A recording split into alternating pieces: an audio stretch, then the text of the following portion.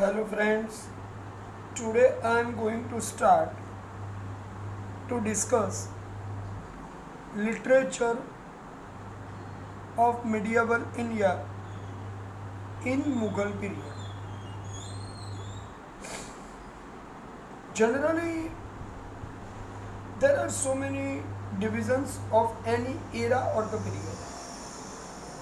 In last lecture I discussed about the Sultanate period, the Mughal period, when it starts, right? So I'm continuing today with the Mughal period. We discussed that as Prithviraj Chauhan was defeated and when the Qutbuddin Aibak came to the power, it is considered as Sultanate period. It continued up to 1526 when in third war of Panipat or the battle of Panipat,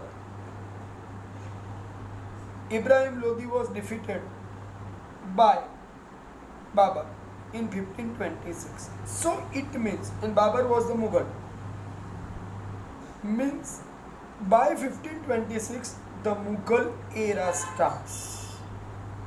So here when I am talking about the literature of Mughal era, it means it is very clear that I am discussing with you about the period of 1526 and onwards. Clear? So let us understand first. We have already understood earlier that Mughals had broad eye view about art, as the architectures were great architectures were constructed in the time of Shah Jahan. We all know that the Taj Mahal and the Lal Qilla, right? So the period of Shah Jahan is considered as the golden period. But in all Mughals, now I want to explain some hierarchy, sequence. The first Mughal was Babur. The second means his son was Humayun. So you keep this sequence on your paper. So you can keep when anybody came to the power, who was that person, and in his period what was written. So you have to keep this explanation of Mughal period literature with this list of the rulers, right? So first I am explaining some list. First Mughal in India was Babur, then his son. After the Humayun, his son Akbar came to the power. Later, means in the last days of Akbar, Jahangir came to the power. In the history, Jahangir is known as Salim also. After the Jahangir, Shah Jahan came to the power, and later the last in the glorified names of Mughal rulers, the last person in the glorified name, Shah Jahan's son Aurangzeb. After his rule, so many other rulers, as like the Bahadur Shah, as like the Shah Alam first, as like the Shah Alam second, and last one in 1857, who was in power? Bahadur Shah Zafar. So he was last Mughal ruler, but his region was synchronized only up to the Delhi, right? So there is no difference about it. Understand it. But we have to understand in terms of the literature up to the Akbar. Clear? Because in the time of the Shah Jahan, The rulers had no more thinking about the historical context, right? About the writings. In the time of Shah Jahan, the literature was very rarely written. In the time of Aurangzeb, mostly literature was written in the Islamic concept, right? So I'm not discussing about them, but for me, in your syllabus, the Akbar is the important one, right? Let's continue the topic. So in Mughal, Babur was the first ruler, as I told, for making the foundation of the Mughal Empire in India. And also he is considered as pioneer of Turkish poetry. It means you understand that Mughal rulers were speaking Turkish language. He was an author of valuable autobiography Tuzuk-i Babari. Here the spelling is written somehow wrongly. Tuzuk, T-U-Z-U-K, then dash, hyphen, then E, then again hyphen, and then Babar, B-A-B-A-R. Just it is written, but actual word is Tuzuke Babari. R-I is there. It was written in Turkish. Later, it was translated in Persian language. I have already said Persian means Farsi language. It is named as Babarnama. So now you remember, when you read in the end of the word, Nama means account, detail. It is Persian. When you read with the starts Tuzuk, means autobiography. It is in Turkish. So there is indication to remember for us about the language also. Okay, Tuzuki Babari was in Turkish and its translation was in Persian, named as Babarnama. Right? Okay. Thereafter,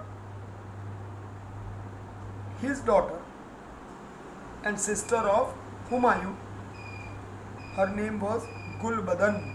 So she is being known as Gulbadan Begum. She wrote Humayun Nama. Okay, now you understand.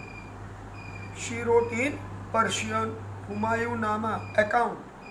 So it is called biography. Autobiography always written by the self for own, and biography always written by the other for us.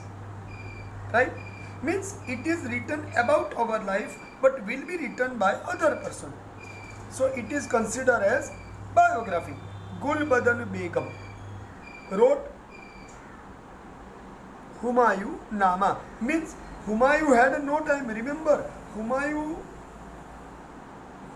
meaning is very superb.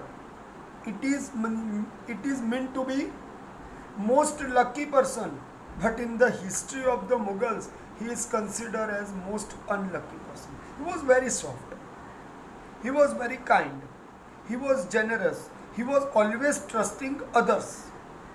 But many had always betrayed him. So you understand, he was unlucky in terms of the political concept. As a person, he was a kind and generous. Okay. So Humayun had no time to write down, but his sister had written for him. Right? Okay. After the Humayun, the Akbar came, but the Akbar's detail means, remember, Akbar's time was very important. A golden period in the Mughal Empire in all the way. Politically, socially, religious point of view, art and architecture, the literature in all the way. But do you know the important thing? Akbar himself was completely illiterate. When Jodha came in his life,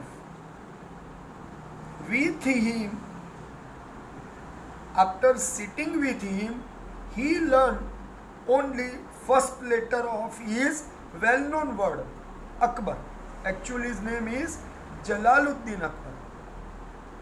जलाल समझ में आया मेरी बात? He was considered as Jalaluddin Akbar, his actual name. Akbar was his name given by the people, right? But he was very intelligent. See, his early life of his childhood was very contradictory in terms of the attacks, to sustain, to fight, to settle self was his need, because his father was bound to live at others' support. In his early life, Humayun was died, so he had lost his father's support.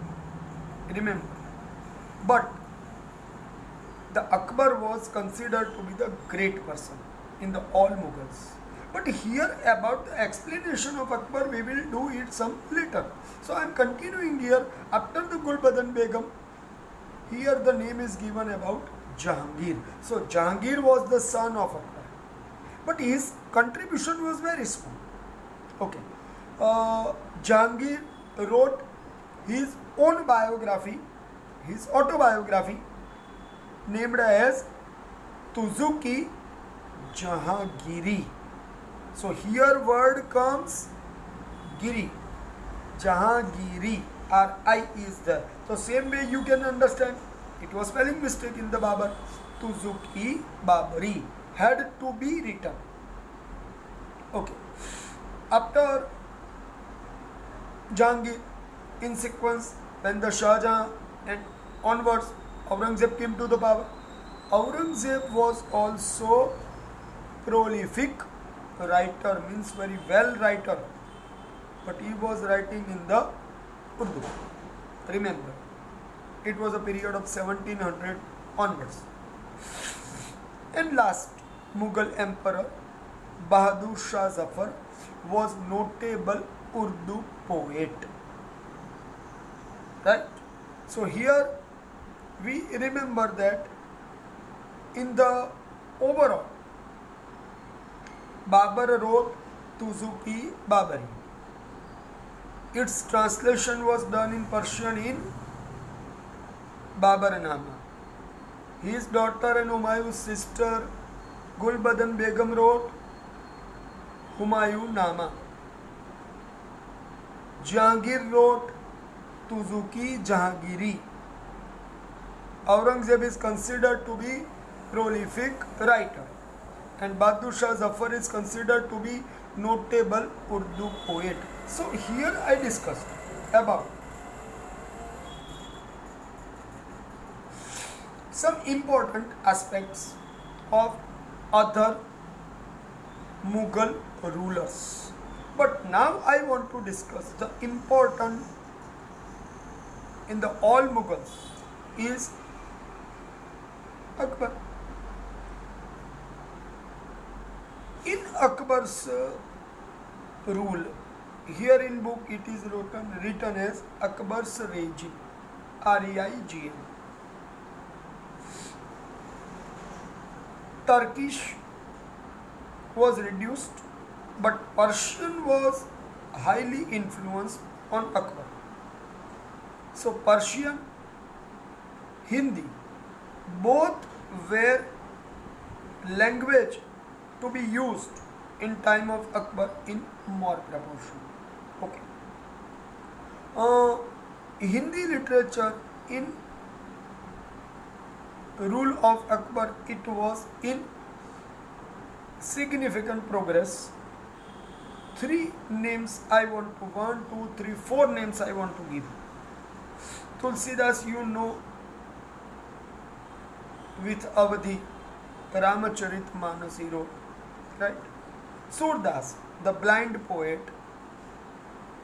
he was staunch follower of Lord Krishna, and earlier we discussed Tulsidas, he was staunch follower of Lord Ram.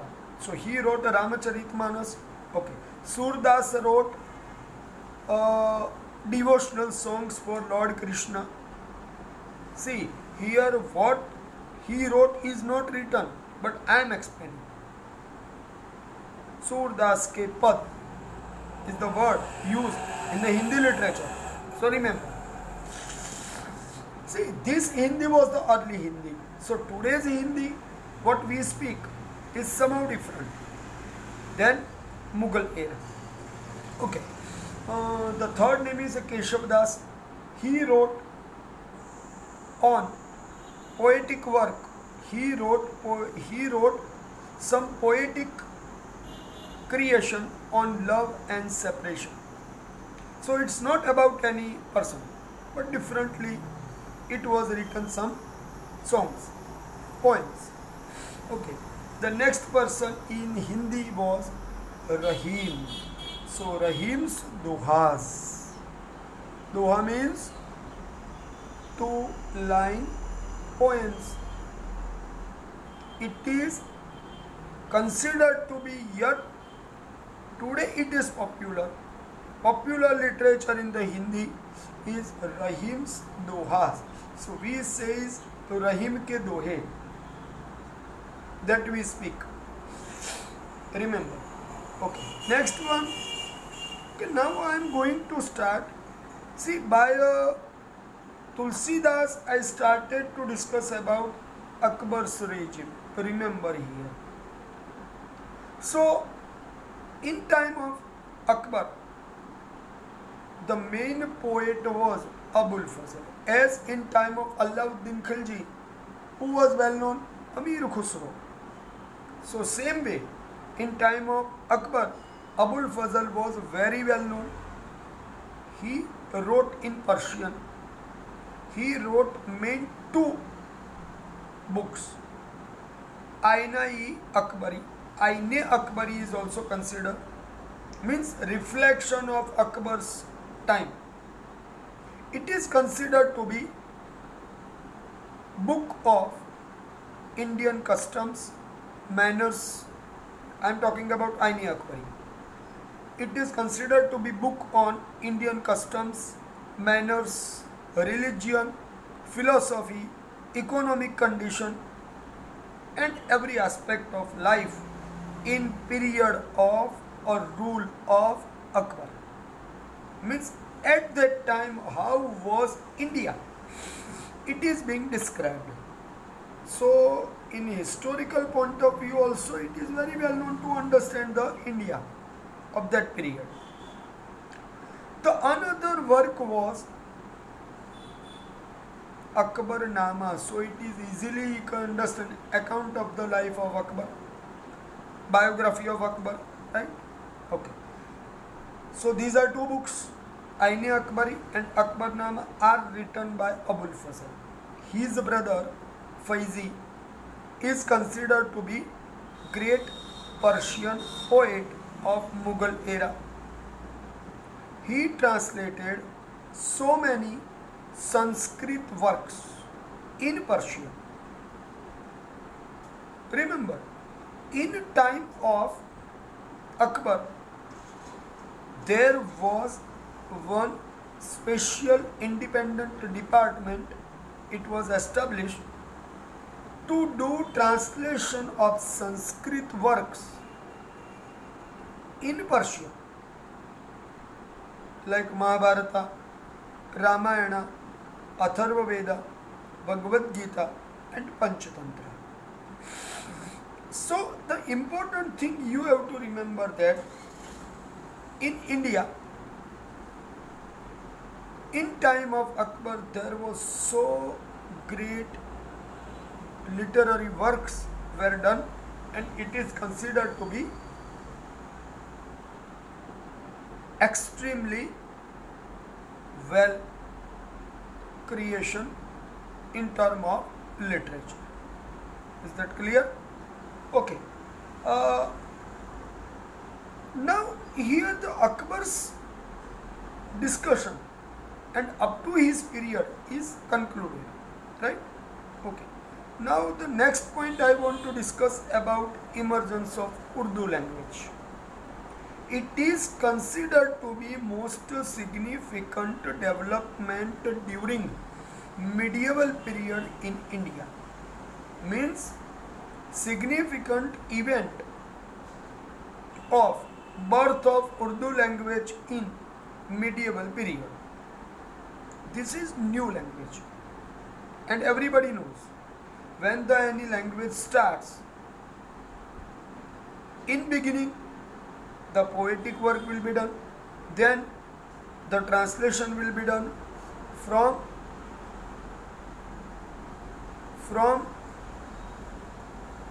other language to the Urdu language, and later the prose will start to written in an independent way in Urdu. Okay. In those days, some historians were there. Right? In those days, there were some historians, and some poets were also there. In poets, I want to say about some names. You have to remember the great poet of Urdu language in medieval period. You have to prepare the list, right?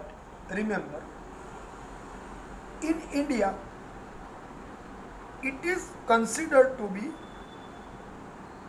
Wali, Mir Dard, Mir Taqi Mir, Nazir Akbar Abadi. Here it is written Abdullah Khan, but actual it is Asadullah Khan. Ghalib is a very well known. Mirza Ghalib is known to be. And Iqbal of the modern period, who wrote Sare Jahan Se Acha Hindustan Hamara. It is a creation of the Iqbal and others. So remember, I repeat the name: Wali, Mir Dard, Mir Taqi Mir, Nazir Akbar Abadi, Asadullah Khan or Abdullah Khan, Ghalib, Iqbal and others were well known Urdu poets. Okay. The last person I want to discuss is Muhammad Hussain Azad. He wrote Darbare Akbari in Urdu language. It is considered to be one of the best works on royal court of Akbar. It was written in Urdu language. Okay. As I told earlier that Urdu was developed in medieval period, but it started to develop more better in early 18th century, means 1700 to 1750. The first 50 is early 18th century, and 1751 to 1799 is the second half of the 18th century. So in the early 18th century, translation mostly started of historical details, were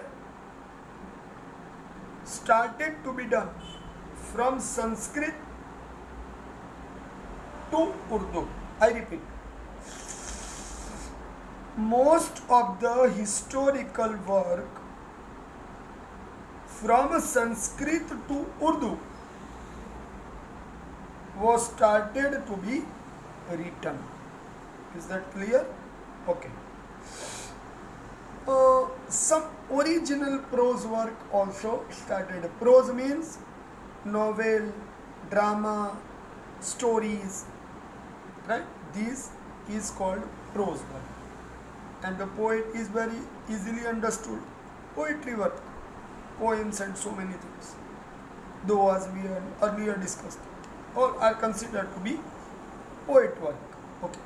Here I have discussed about Mughal,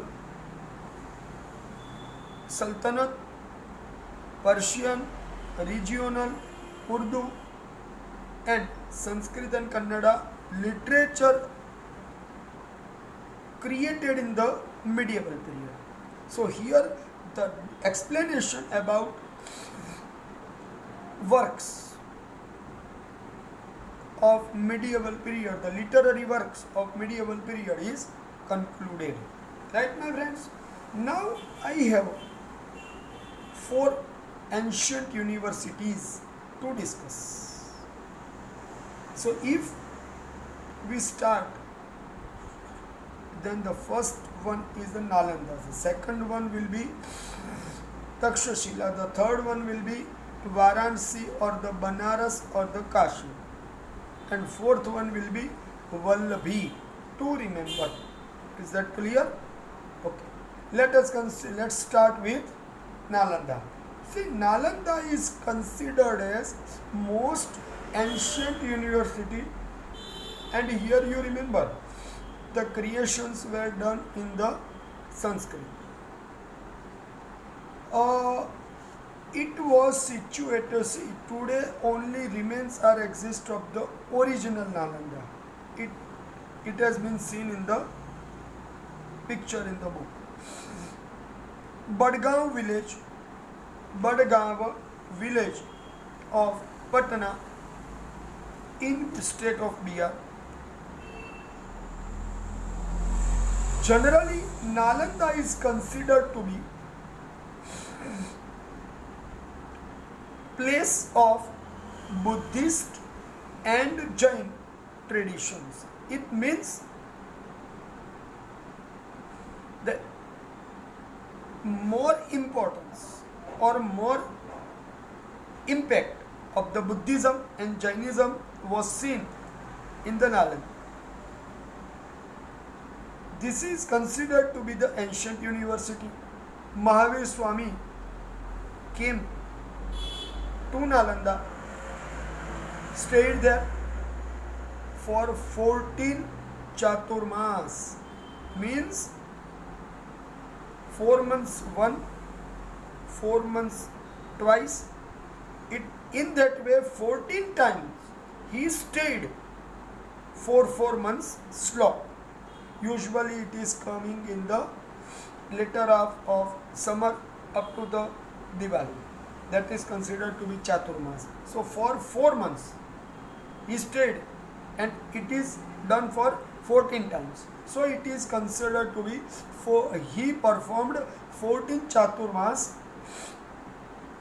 in Nalanda.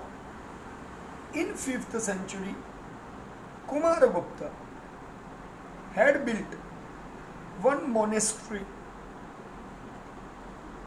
So in that way, due to the monastery as was being constructed here, the importance of the Nalanda was increased. Thousands of treasures of manuscripts were preserved here. It is considered to be pious place of Indian culture even today, after its destruction also. From all over the world, many students were coming to Nalanda. One detail is there that great traveler Yuan Sang from China came to here, and he took with him 657 books to the China. He accepted that many students were coming here from the world to do the study and research, and according to him, it is considered equally important center of education as like Takshashila. Okay, so remember that student whoever passed from here